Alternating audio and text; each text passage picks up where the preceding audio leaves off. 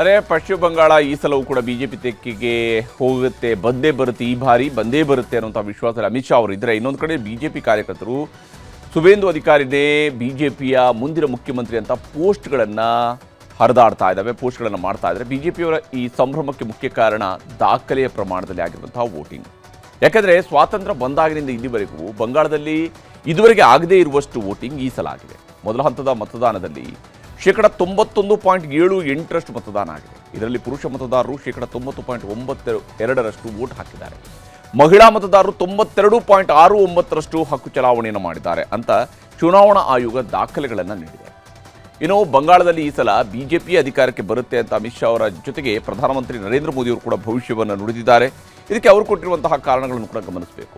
ಒಂದು, ಬಂಗಾಳದ ಇತಿಹಾಸದಲ್ಲೇ ಮೊದಲ ಬಾರಿಗೆ 91.78% ದಾಖಲೆಯ ಮತದಾನ ಆಗಿರುವಂಥದ್ದು.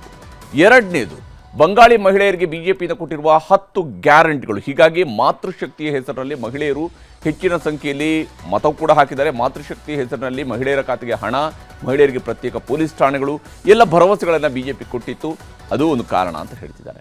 ಹಾಗೆಯೇ ಬಂಗಾಳದಲ್ಲಿ ಈಗ ಭ್ರಷ್ಟಾಚಾರ ತಾಂಡವಾಡ್ತಾ ಇದೆ, ಭಯ ಹುಟ್ಟಿಸುವಂತಹ ಕೆಲಸಗಳಾಗ್ತಾ ಇದ್ದಾವೆ. ಇವೆಲ್ಲಕ್ಕೂ ಕೂಡ ಮುಕ್ತಿ ಕೊಡಬೇಕು ಅಂತ ಬಿಜೆಪಿ ಹೇಳಿದೆ. ಈ ಕಾರಣಕ್ಕಾಗಿ ಜನ ವೋಟ್ ಹಾಕಿದ್ದಾರೆ ಅಂತ ಪ್ರಧಾನಮಂತ್ರಿಯವರು ಕೂಡ ಉಲ್ಲೇಖ ಮಾಡ್ತಿದ್ದಾರೆ. ಇನ್ನು ಬಂಗಾಳದಲ್ಲಿ ಆಗ್ತಿರುವಂತಹ ಗಲಭೆಗಳು, ಹತ್ಯೆಗಳು, ಅತ್ಯಾಚಾರ ನಡೆಸೋರಿಗೆಲ್ಲ ಕಠಿಣ ಶಿಕ್ಷೆಯ ಗ್ಯಾರಂಟಿಯನ್ನು ಬಿಜೆಪಿ ಕೊಟ್ಟಿರುವಂಥದ್ದು ಕೂಡ ಇಲ್ಲಿ ಕೆಲಸ ಮಾಡಿದೆ ಅನ್ನೋದು ಬಿಜೆಪಿಯವರ ವಿಶ್ವಾಸ.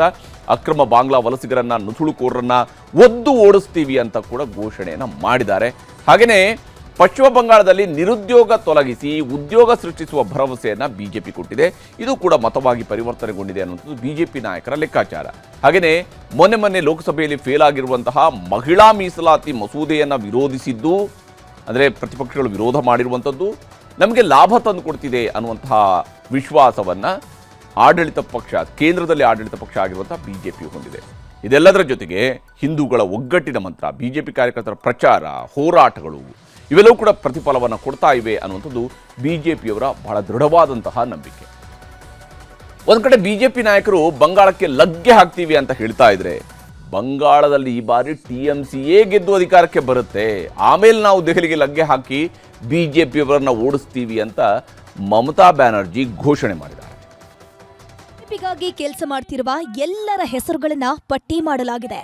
ನೀವು ಅವರ ಬಿಜೆಪಿ ಹಿನ್ನೆಲೆಯ ಆಧಾರದ ಮೇಲೆ ಜನರನ್ನ ಕರೆತಂದು ಅದಕ್ಕೆ ತಕ್ಕಂತೆ ಅಧಿಕಾರಿಗಳನ್ನ ನೇಮಿಸಿದ್ದೀರಿ. ನೆನ್ಪಿಡಿ, ನಮ್ಮನ್ನ ಸೋಲಿಸೋ ಸಾಮರ್ಥ್ಯ ನಿಮಗಿಲ್ಲ. ನಾವು ಅನ್ಯಾಯದ ವಿರುದ್ಧ ಹೋರಾಡ್ತೇವೆ, ನಮ್ಮ ಹಕ್ಕುಗಳಿಗಾಗಿ ಹೋರಾಡುತ್ತೇವೆ. ನಾನು ಬಂಗಾಳದಲ್ಲಿ ಹುಟ್ಟಿ ಬಂಗಾಳದಲ್ಲಿ ಸಾಯುತ್ತೇನೆ. ಬಂಗಾಳವನ್ನ ಗೆದ್ದ ನಂತರ ನಾನು ದೆಹಲಿಯನ್ನು ವಶಪಡಿಸಿಕೊಳ್ತೇನೆ. ನನಗೆ ಅಧಿಕಾರ ಬೇಡ. ದೆಹಲಿಯಲ್ಲಿ ಬಿಜೆಪಿಯ ನಾಶವನ್ನ ನಾನು ಬಯಸುತ್ತೇನೆ. ಬಂಗಾಳದಲ್ಲಿ ವಿನಾಶ ಮಾತ್ರವಲ್ಲ, ಬಿಜೆಪಿಯನ್ನ ದೆಹಲಿಯಿಂದಲೂ ತೆಗೆದುಹಾಕಬೇಕಾಗುತ್ತದೆ.